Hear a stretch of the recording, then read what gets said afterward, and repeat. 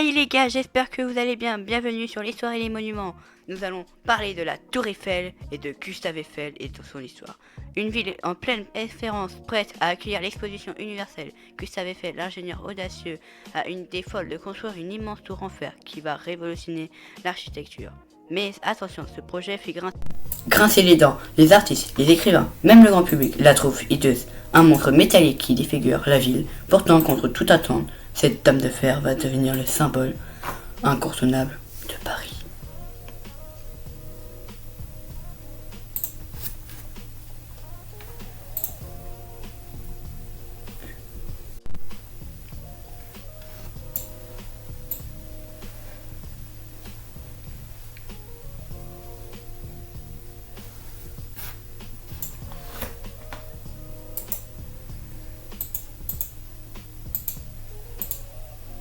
La Tour Eiffel, ce géant de 324 mètres, est un chef-d'œuvre d'ingénierie avec ses 18 pièces de fer.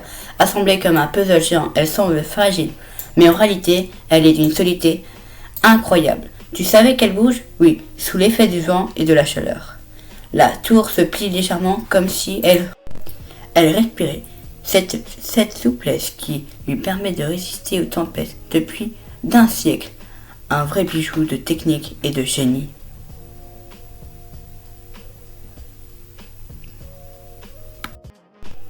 La Tour Eiffel est l'un des monuments les plus filmés au monde.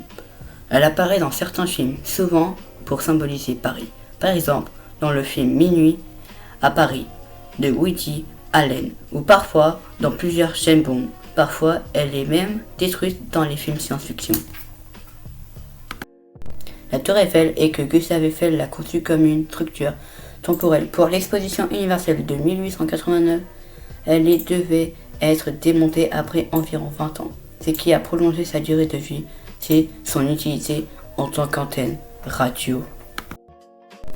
Gustave Eiffel est un ingénieur de haute vol qui commence une carrière de prometteuse dans la construction pour le chemin de fer. C'est ainsi qu'entre 1858 et 1860, âgé de 26 ans, il assure la conduite des travaux de passerelle Eiffel, pont métallique ferroviaire de 500 mètres de long, traverseront la Garonne à Bordeaux.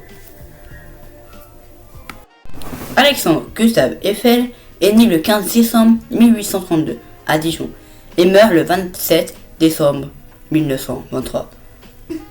Il entre à l'école centrale de Paris pour y étudier la chimie.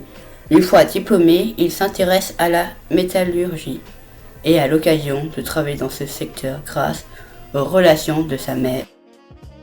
Bon les gars, j'espère que ça vous aura plu.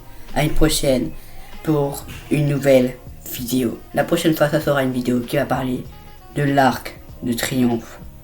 Et merci.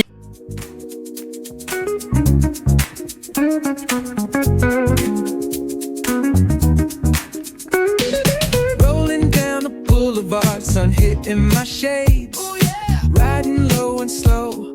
This vibe never fades. What's up?